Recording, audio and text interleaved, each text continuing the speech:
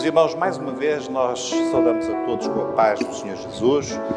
Nós vamos ler o livro do Apocalipse, no capítulo número 2. A nossa aula tem dois aspectos diferentes, mas nós vamos falar sobre uma igreja das 7 que são mencionadas nos capítulos 2 e 3 de Apocalipse. E vamos falar também sobre alguns aspectos históricos. Então nós vamos ter esta aula cujo título é a Igreja de Filadélfia, mas cujo subtítulo é o imparável fogo do avivamento. O texto que nós vamos ler encontra-se no Apocalipse, capítulo 3, a partir do versículo 7. Então diz assim a palavra do Senhor: Conheço as tuas obras, eis que diante de ti pus uma porta aberta e ninguém a pode fechar. Tendo pouca força, guardaste a minha palavra e não negaste o meu nome. E ainda um pouco mais abaixo: Como guardaste a palavra da minha paciência, também eu te guardarei da hora da tentação que há de vir sobre todo o mundo, para tentar os que habitam na terra. Eis que venho sem demora. Amém? Meus irmãos, nós temos objetivos bastante ambiciosos para a aula, que vamos tentar encaixar no tempo que temos disponível. O primeiro é fazer uma caracterização muito breve sobre a Igreja de Filadélfia. De facto, nós não vamos estudar a 6ª carta a Filadélfia. Vamos apenas ver alguns aspectos que nos interessam e os irmãos já vão entender. A segunda é uma visão do avivamento da Igreja, desde uma corrente na Igreja, que são os hussitas, e os irmãos já vão entender de que é que estamos a falar, quem não conhece, até hoje. E o nosso objetivo, irmãos, eu creio que quando o Senhor nos mostrou esta perspectiva histórica, é para nós termos mais consciência de que nós somos herdeiros de uma grande herança, que as coisas não começaram agora. A obra de Deus não começou ontem.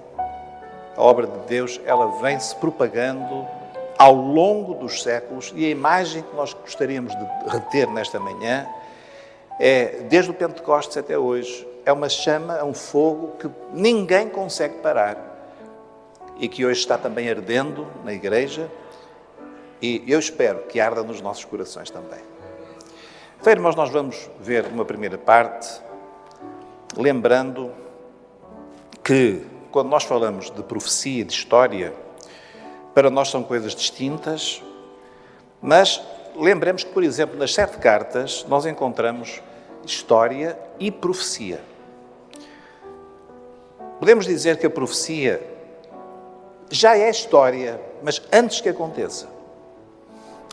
Nós sabemos que a profecia, ela é tão exata que ela acontece de tal maneira que nós quase que pensamos, quem lê depois, quase que pensa que aquilo é uma narrativa histórica, mas não é. Era uma predição antes que acontecesse. E também podemos ver que muita da história, de facto, se trata de cumprimento de profecias. Isto é muito claro nas 7 cartas. Um dos aspectos das 7 cartas é que eles podem ser lidos como 7 períodos da Igreja. Mas esses períodos da Igreja não podem ser entendidos de uma forma estanque. Isto é, por exemplo, há um período até à Reforma, a data da Reforma é 1517, e nós dizemos a Igreja de Tiatira termina em 1517, ou em 1516, no dia 31 de dezembro, no dia 1 de janeiro já está Sardes. Não, não é assim. Isto é, os períodos, eles sobrepõem-se, eles formam um contínuo, e nós podemos lembrar, por exemplo, algumas coisas muito básicas, lembrando que nas 7 cartas nós encontramos a Igreja de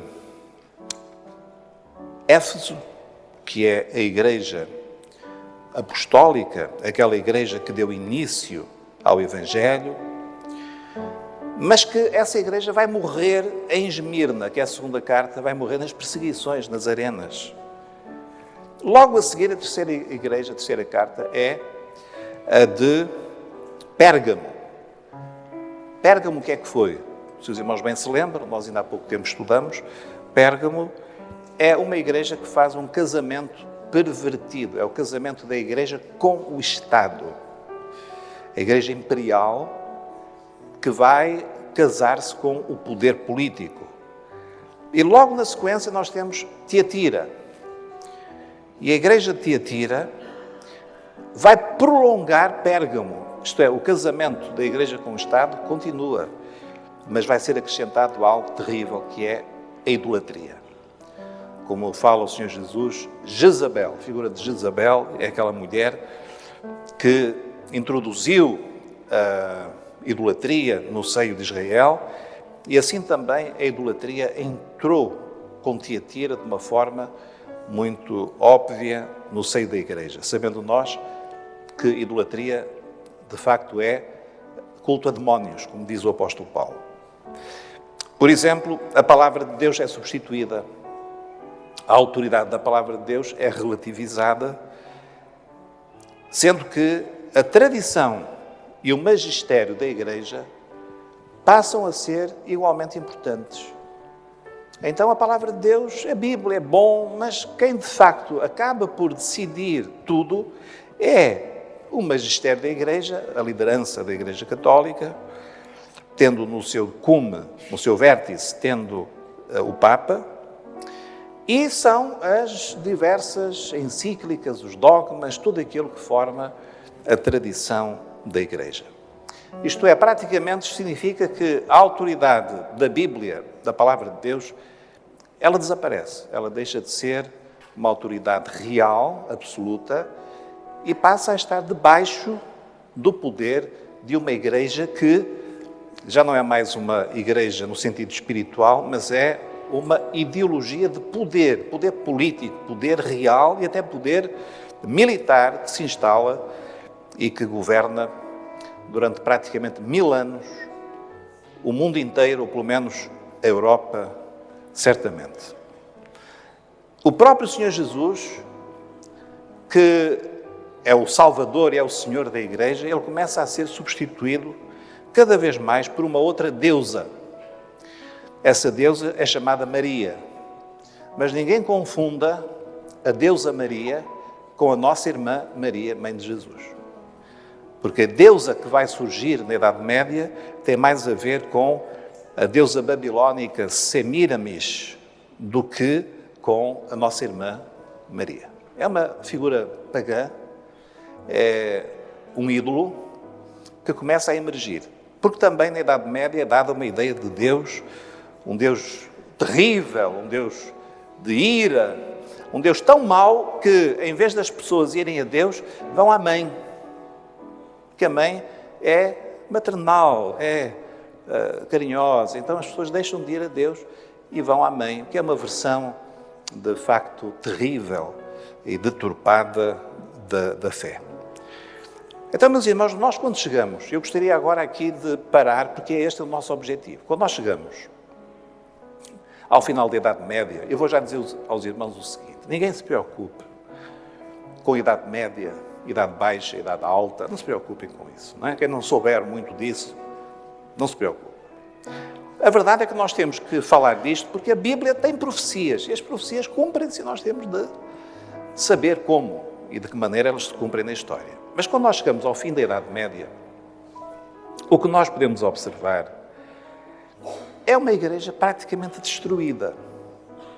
Eu não vou aqui entrar em muitos pormenores, mas há um texto em Cantares de Salomão onde a igreja faz uma pergunta. Alguém pergunta assim: diz-me, onde apacentas o teu rebanho? Onde apacentas o teu rebanho? Onde o fazes descansar ao meio-dia? O meio-dia era a hora do mais intenso calor, da provação. Então é a pergunta que nesta fase da igreja as pessoas perguntavam: mas onde é que está a igreja?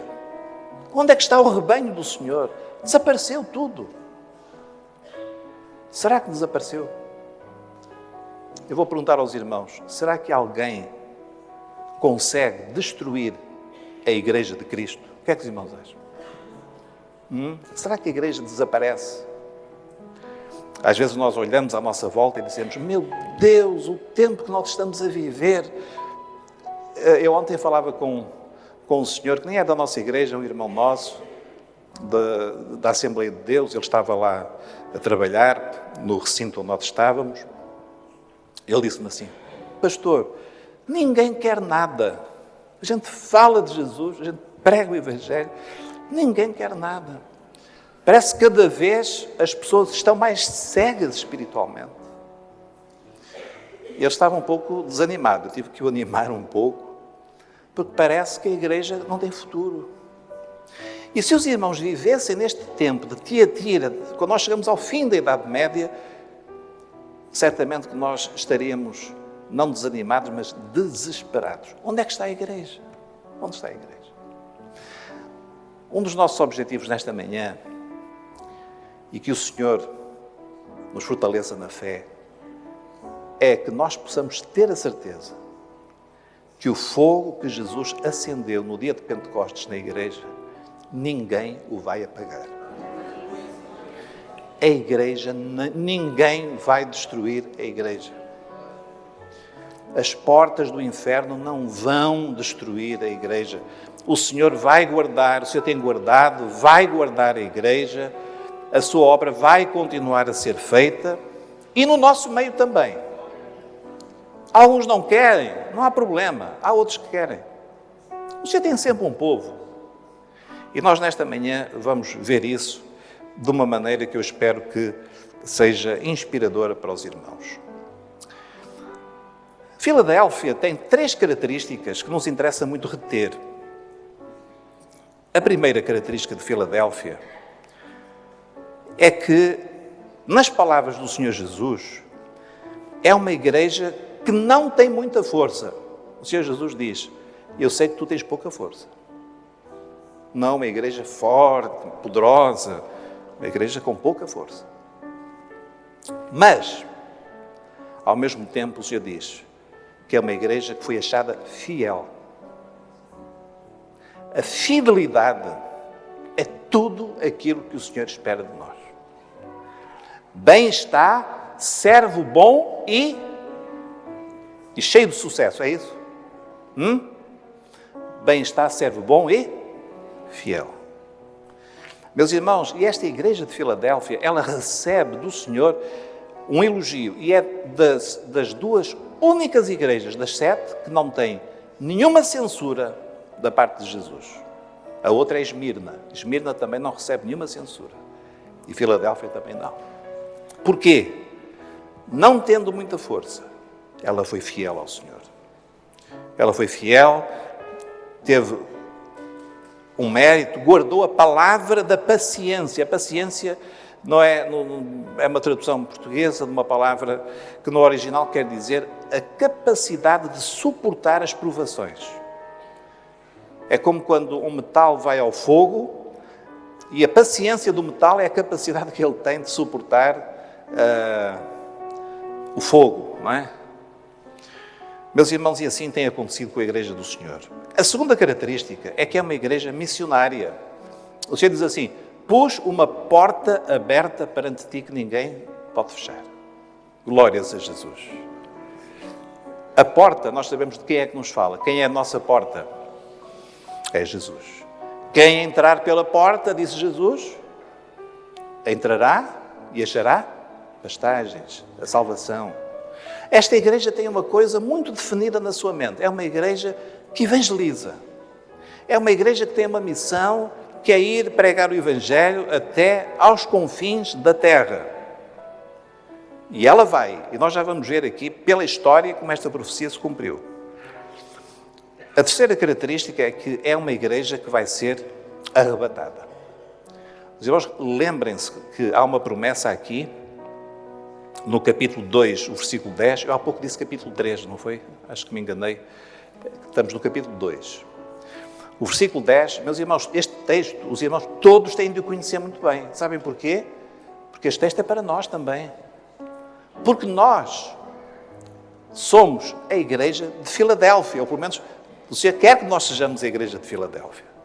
Pastor, mas nós não somos de Laodiceia, que é o último período da igreja? Eu não estou muito interessado em ser de Laodiceia. O irmão está? A igreja morna. Se o irmão está morno, é de Laodiceia. Se o irmão acha que rico sou e de nada tenho falta, então o irmão é de Laodiceia. Agora, se não é, e eu sei que não é, nós somos de Filadélfia. E Filadélfia tem uma promessa, e a promessa é esta em Apocalipse 3:10. Diz assim: guardar-te-ei, querem ler comigo? Guardar-te-ei da hora da tentação que há de vir sobre o mundo. Pronto. Os irmãos retenham isto, a promessa é esta: o Senhor vai nos guardar de uma hora que vem sobre o mundo. Que hora é esta que vem sobre o mundo?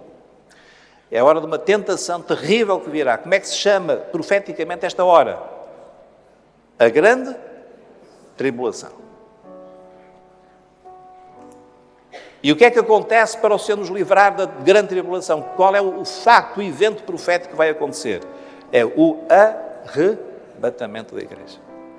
Então, a igreja fiel ao Senhor tem um livramento prometido. Ela vai ser poupada ao sofrimento da tribulação. Agora, se os irmãos forem ver em Tiatira, tem lá uma ameaça. Se não se arrepender, Tiatira vai passar pela tribulação. Muito bem, meus irmãos. Então, estas três características para nós são muito importantes. É uma igreja fiel, é uma igreja missionária e é a igreja que vai ser arrebatada. Agora, irmãos, vamos entrar um bocadinho em história, para os irmãos verem. Não é muita história, só para ficarem com uma ideia. E vamos dar um salto para os séculos XIV e XV, lá no final da Tiatira, quando há aquela pergunta: onde apacentas o teu rebanho? Onde está a igreja? E quando parece que tudo é treva e que não há esperança, nós vemos homens, em várias partes da Europa, sobretudo, homens de Deus, homens que deram a sua vida. Vamos falar apenas de alguns fragmentos, não vamos dar aqui, nem eu sou capaz de fazer isso, uma aula de história, não é isso. Mas vamos ver alguns exemplos, alguns testemunhos. Um deles é deste homem, chamado Jan Hus, João Hus, que viveu entre 1369 e 1415. João Hus era um teólogo católico, pregador. Ele foi o reitor da Universidade de Praga, não é de Braga, é de Praga, um bocadinho mais longe, não é? De Praga. E ele desafiou, de uma forma muito corajosa, a terrível corrupção da Igreja Católica. Ele dirigiu-se muito aos sacerdotes, procurando despertá-los, desafiá-los a voltarem-se para Deus, a abandonarem as suas riquezas, a sua vida mundana. Uma coisa que ele fez também, ele convocou os leigos. Lembrem-se, nós estamos num período em que tudo o que é atividade da Igreja é reservada a sacerdotes. Mas ele chama os leigos, como nós que estamos aqui desta manhã, não é? Chama os leigos, o povo comum, para se envolverem ativamente na Igreja. Ele fez outra coisa, em vez de pregar em latim, pregava na língua do povo, o que era um escândalo terrível, uma desobediência terrível naqueles dias. Lembrem-se que nós estamos ainda antes da reforma de Lutero. Estamos, de facto, 100 anos antes, 100 e poucos anos antes da reforma de Lutero. O que é que aconteceu? Em 1415, ele foi atraído para uma conferência, uma reunião, e ali ele foi preso, já saiu dali condenado e foi queimado na fogueira como herético em 1415. Qual foi a acusação? Qual foi o crime dele? Meus irmãos, insistir que a palavra de Deus é a única e a soberana autoridade sobre a nossa vida espiritual. Hoje para nós é tão simples. A gente tem aqui a Bíblia, não é, irmãos? Tão simples. Eu nem sei quantas Bíblias eu tenho. Traduções disto e daquilo. Ali fora há mais umas tantas à venda. Para nós é tão simples. Mas nós às vezes esquecemos. Houve irmãos nossos que deram a sua vida para nós hoje termos este livro. Muitos deram a sua vida. E é por isso que nós não podemos desprezar a palavra. Eu fico horrorizado, eu quando entro numa igreja e vejo uma igreja que não tem Bíblia, eu até penso que me enganei no endereço. Não é? Será que isto aqui é uma igreja de Jesus? Quando eu vejo que nós cantamos louvor e depois vamos pregar a palavra e dizemos agora vamos abrir a Bíblia, eu vejo pessoas abrir a boca, olhar para o relógio, aborrecidos porque se vai ler a Bíblia, eu penso, eu não devo estar na igreja de Jesus. Devo me ter enganado. Porque esta palavra é a nossa vida, é a autoridade sobre a nossa fé. No dia em que nós a trocarmos por alguma coisa, a nossa vida espiritual acabou. Mais vale irmos à pesca. Meus irmãos, ele foi morto, mas o fogo que estava nele não se apagou. Muitos seguidores dele continuaram. De facto, aconteceu o seguinte, desde a sua morte, a chama cresceu muito mais, porque Deus começou a operar grandes avivamentos e houve um grande crescimento. E os seus seguidores foram mais além ainda do que Rus, eles eram chamados os hussitas.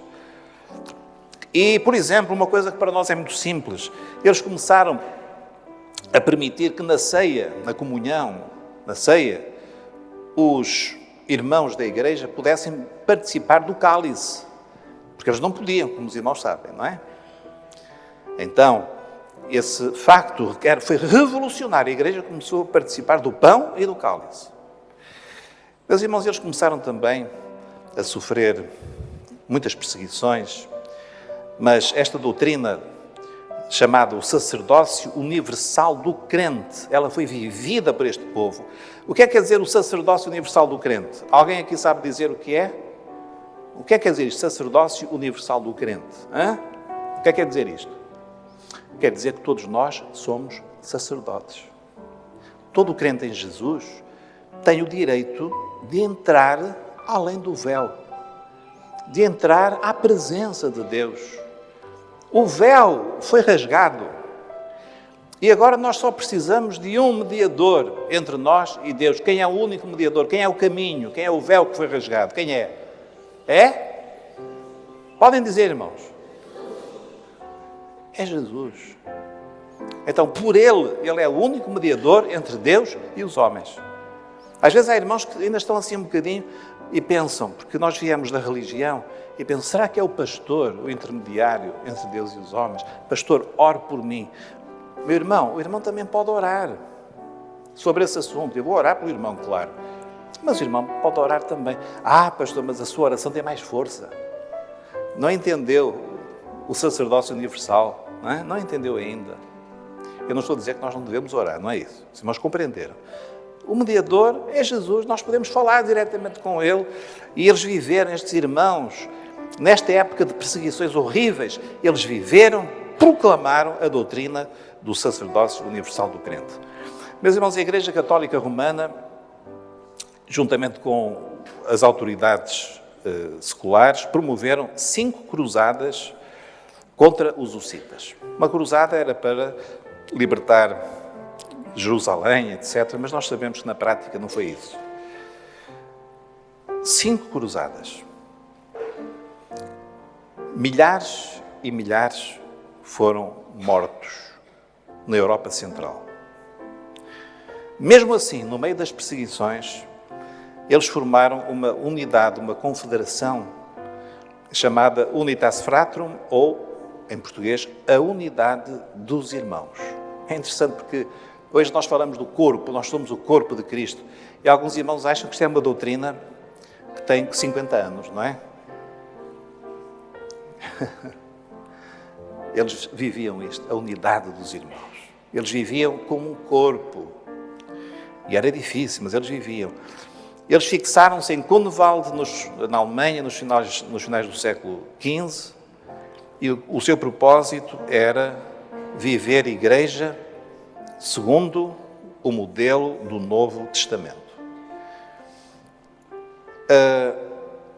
É interessante, irmãos, que eles, além deste sentido de corpo, eles, 60 anos antes de Lutero, eu insisto nisto porque Lutero teve um papel importante na Reforma, mas às vezes nós valorizamos excessivamente Lutero.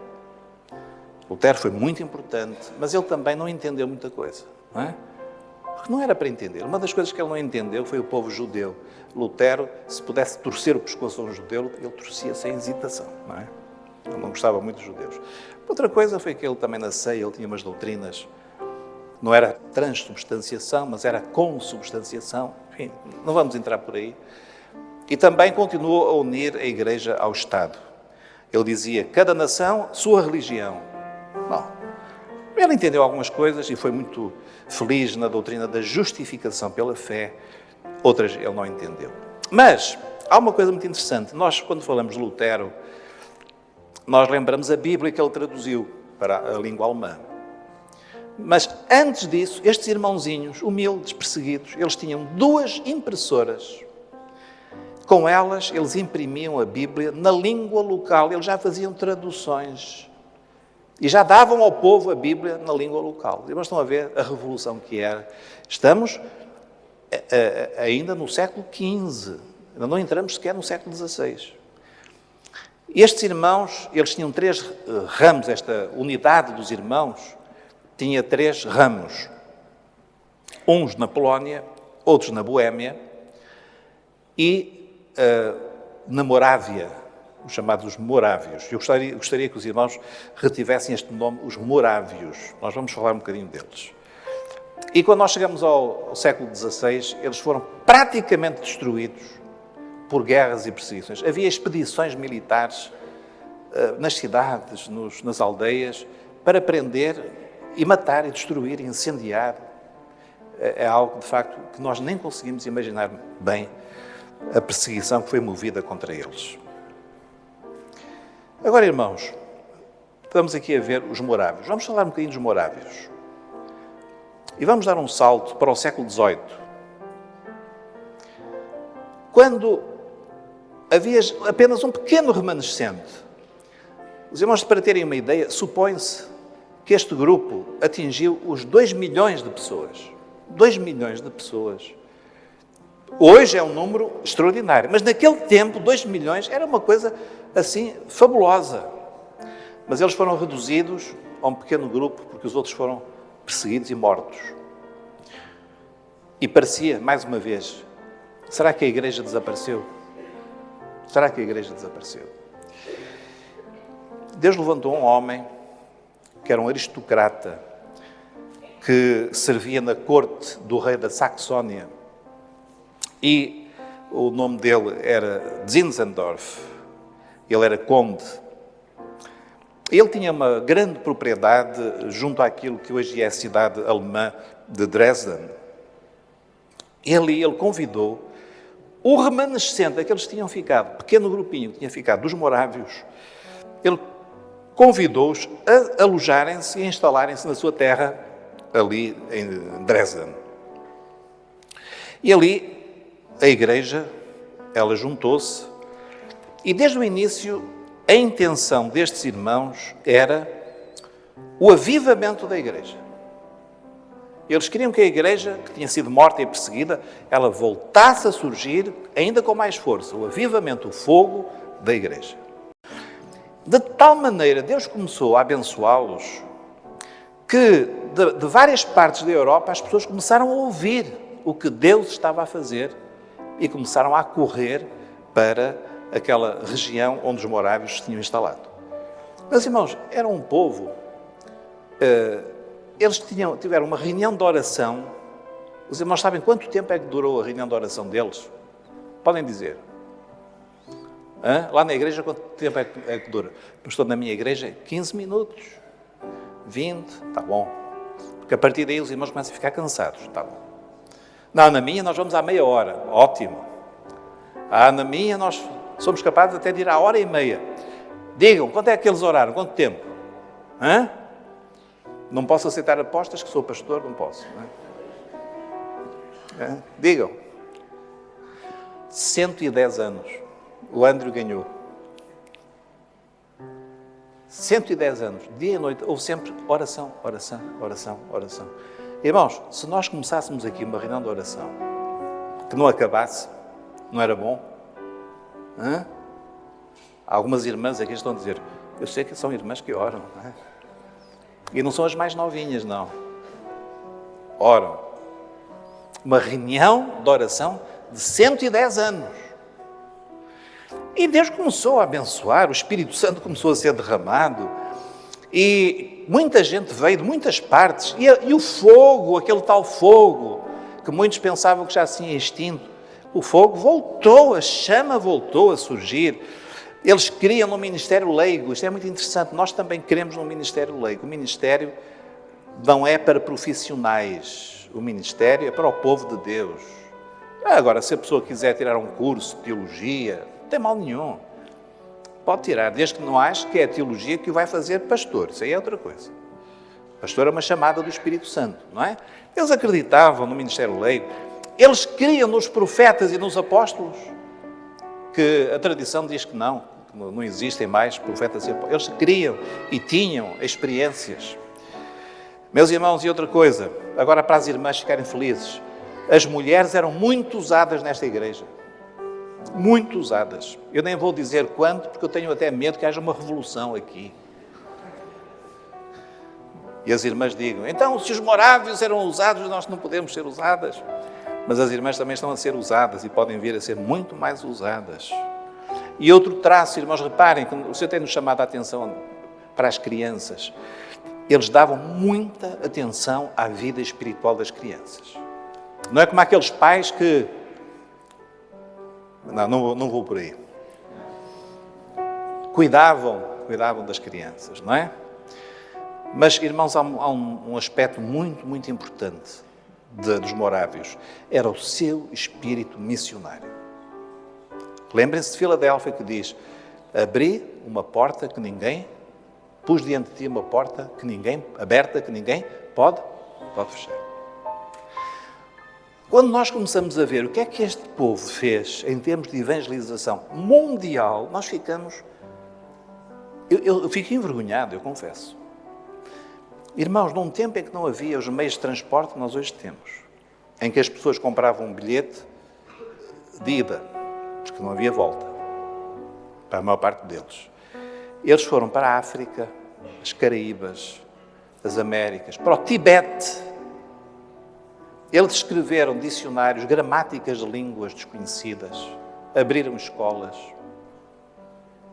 Algo que nós nem podemos imaginar, como é que um povo tão fraco, como é que faz tanto? Mas sabem porquê que eles fizeram isto? Porque eles tinham um fogo no coração. O fogo ardia no coração. Há uma narrativa muito comovente de dois irmãos que partiram para evangelizar longe. E a igreja foi-se despedir deles, junto ao mar. A mãe ia ficar sem os 2 filhos. E eles nunca mais voltariam. E o filho, para consolar a mãe e consolar a igreja, ele gritou, lá do barco ele gritou, que o cordeiro tenha a recompensa do seu sangue derramado. Sabem o que é que ele queria dizer? Que cada alma que é salva é a recompensa que Jesus quer, porque Ele morreu em nosso lugar. Cada alma, cada vida para Ele é tão preciosa. E nós lemos lá em Isaías 53, o trabalho da sua alma, Ele verá e ficará satisfeito. Nós temos que compreender, sempre que nós trazemos alguém a Jesus, à fé, não é para a igreja está a crescer. Irmãos, isso não é importante. O importante é que quando nós trazemos uma vida, nós trazemos a Jesus e Ele fica satisfeito porque é o resultado da sua morte. Ele morreu para isso. E eles partiram e tornaram-se uma inspiração para muitas outras denominações que começaram também a fazer trabalho missionário. Agora, irmãos, vou falar de um homem que teve um contacto com os morávios. Um homem que era um clérigo da Igreja Anglicana na Inglaterra. No século XVII. A Igreja Anglicana, no século XVII, estava tão morta, que houve um homem de Deus que visitou igrejas em várias partes, sobretudo em Londres. E ele dizia assim: eu fui a todas as igrejas, praticamente, de Londres. Eu ouvi retórica, citações dos latinos, dos grandes escritores, dos filósofos. Não ouvi um pregar sobre Jesus como Salvador. A vida moral da igreja naquele tempo era algo tão desastroso que nós nem podemos imaginar. E um desses jovens clérigos era um jovem filho de um pastor. O nome dele era João Wesley. E a história dele é muito interessante, nós não vamos aqui falar da história dele, mas só um pormenor. João Wesley tinha uma grande inquietude espiritual. Ele era um clérigo, ele era formado em teologia, o seu irmão Carlos também, e ele queria a salvação da sua alma, isto é, ele era um clérigo que não conhecia a salvação. Ele não sabia como é que podia ter salvação. E um dia ele foi convidado para ser missionário na América, ele foi. E ele foi missionário na América e ele diz uma coisa, para os irmãos terem uma ideia da sua angústia. Ele diz assim: eu fui para a América, ele escreveu um diário, não é? Eu fui para a América converter os índios, mas quem me converterá a mim? É um pouco estranho, não é? Um missionário que diz: eu fui converter os índios, mas quem me converterá a mim? Ele não tinha salvação. Irmãos, é muito interessante porque isto mostra a sinceridade dele. Irmãos, nós temos que entender o que é salvação. Eu às vezes falo com pessoas, eu não quero aqui ser polémico, pessoas que estão na igreja, eu não sei, por aquilo que eu vejo, não têm salvação. Não há frutos de salvação. Não, mas vão à igreja. Está certo, eu também, se meter uma tábua de passar a ferro na garagem, não é isso que vai transformar a tábua num automóvel, pois não, irmãos? Hã? Não é pelo facto de estar na igreja que eu vou ficar salvo. Não. Ou há uma experiência ou não há. E o Wesley, ele era tão sincero, ele sabia que não tinha. Ele não tinha. Fazia todo o esforço, fazia obras, todo o esforço, mas ele não era salvo. Mas houve um episódio, é que ele, na sua viagem, levantou-se uma grande tempestade. E lá no barco onde ele ia, sabem quem é que ia lá também? Imaginem as coisas que Deus faz. Sabem quem é que ia com ele lá? Irmãos morávios. Que também iam evangelizar, mas esses tinham a certeza da salvação. E como tinham a certeza da salvação, em vez de entrar em pânico, quando a tempestade se abateu sobre o navio, eles cantavam hinos de louvor ao Senhor, hinos alegres, hinos bonitos. E o Wesley ficou espantado, mas que povo é este? Que certeza de salvação é que eles têm? Como é que é possível? Mais tarde o Wesley voltou para Londres, porque, como é óbvio, a atividade dele foi um desastre nos Estados Unidos. Ele voltou e houve um outro morávio, um pastor, que o ajudou, falou-lhe do Evangelho, ele começou a entender a salvação e ele um dia teve uma experiência de salvação. E a experiência dele é narrada por ele assim: senti o meu coração estranhamente aquecido, senti que confiava em Cristo e só em Cristo, não era nas obras que ele fazia, para a minha salvação. E foi-me dada a segurança de que Ele tinha levado os meus pecados.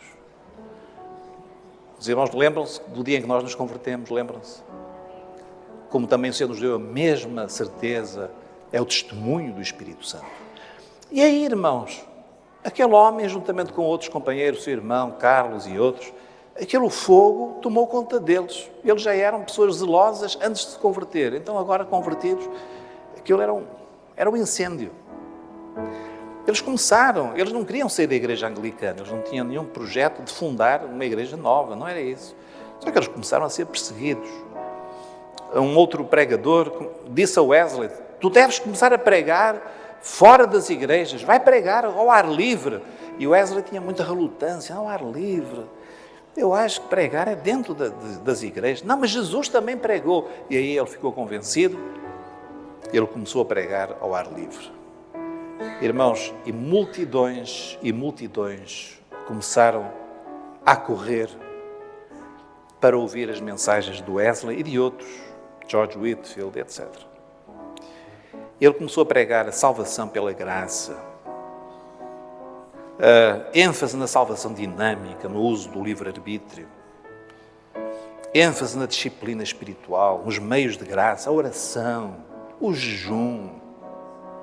Os irmãos já ouviram falar disso, não é?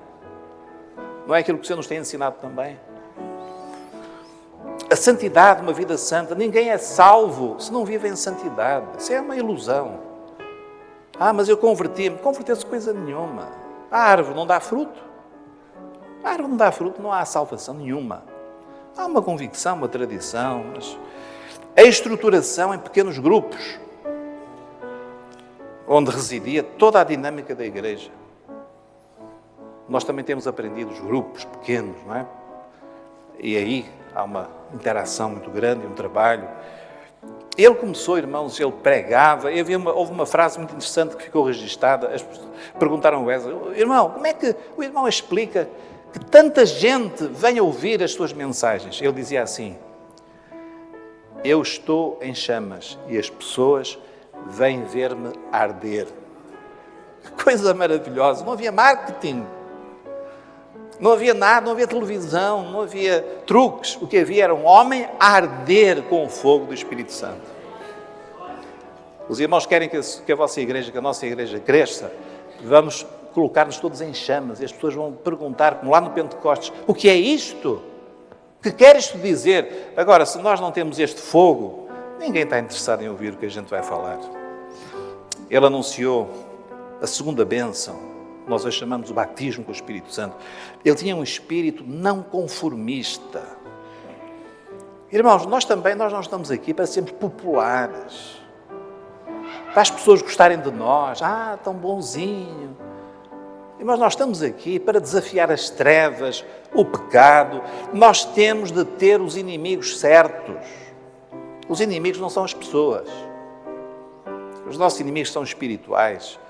Mas no Espírito, com o nosso Salvador, com as armas que Ele nos deu, nós vamos vencê-los. Meus irmãos, há um episódio da sua vida, alguns aqui já me ouviram contar, quando ele já era adiantado em idade e a igreja já tinha crescido muito, e ele estava no seu cavalo, que ele viajava a cavalo, não é? Ele ia orar e ia dizer: Senhor, o que é que se passa comigo? Eu antigamente era perseguido, mas hoje em dia acabou. Toda a gente gosta de mim, toda a gente me recebe bem. E quando ele ia orar, um lavrador viu e reconheceu e disse: você não é o John Wesley? Ele disse: sou. Se calhar pensava que era para um autógrafo, não é? O lavrador pega numas pedras: seu malandro, você é uma desgraça para a Inglaterra, e começou a atirar-lhe pedras. O Wesley só teve tempo de dar uma esporada no cavalo, fugir e dizer: graças te dou, Senhor, porque eu ainda sou digno de sofrer perseguições. Aleluia! Irmãos, é este estilo, é este tipo de pessoa, sem medo, corajoso, que sabe o que quer, que não acredita um dia numa coisa, depois no outro dia já não sabe o que é. E cheio do fogo, o fogo do Espírito Santo. Conclusão. E hoje? Pastor, hoje já o fogo apagou. Eu creio que não. Eu estou a olhar para os irmãos e eu vejo aqui muitos que têm o coração em chamas. Também vejo não. Imagino que há outros que estão um bocadinho friotes, não é? Então, irmão, está tudo bem? Mais ou menos. Então, o irmão está alegre no Senhor. A crise. Vamos orar hoje. Pastor, tem aqui uma dor diante aqui das costas. Aqui. Vamos evangelizar. Pastor, ninguém está interessado. Frio. Só há uma solução. É o fogo. Pedir o fogo. É o Pentecostes. O pecado, eu não consigo vencer o pecado. É falta do fogo. O mundo atrai-me muito, pastor, eu não consigo lutar. Falta do fogo. Lá no Pentecostes, o fogo foi aceso. E viram sobre as tuas cabeças línguas repartidas como que de fogo. Os fiéis deram a sua vida, morreram nas arenas cantando, porque eles cantavam àquele que é o vencedor sobre a própria morte. Mais tarde vieram os hussitas, vieram os morávios, veio Wesley, os pentecostais herdaram muito do Wesley. Nós hoje estamos aqui e agora chegou a nossa vez. Agora chegou o nosso dia, o nosso tempo é agora. O que é que nós vamos fazer com o fogo que o Senhor acendeu? Vamos apagá-lo? Vamos extingui-lo? Vamos desistir dele? Ou vamos deixar que o Espírito Santo arda também nos nossos corações? A decisão é de cada um. Eu já tomei a minha decisão. Olha, eu não estou interessado em que ninguém me dê parabéns. Eu gostei muito do que você ouviu. Eu estou mais como o Wesley. Eu gosto é que as pessoas não gostem do que eu falo. Eu gosto de futucar lá no pecado, na frieza. É isso que eu gosto. Para depois o Senhor trazer a cura e a bênção. Não é para ficar na polémica, não é? Meus irmãos, nós não estamos aqui para agradar às pessoas. Nós estamos aqui para agradar ao Cordeiro. Nós estamos aqui com uma missão que Ele nos deu. Não é nenhum homem, não é nenhuma junta de pastores. Nós não estamos aqui para isso. Nós estamos aqui debaixo de uma profecia. E que Deus nos ajude. Nós vamos, na nossa geração, nós vamos passar este fogo àqueles que nos vão suceder se é que o Senhor não vier antes. Essa é a nossa missão, esse é o nosso objetivo. Que o Senhor nos ajude, que o Senhor avive a sua obra, que o Senhor avive a chama deste fogo no nosso coração. Vamos ficar de pé.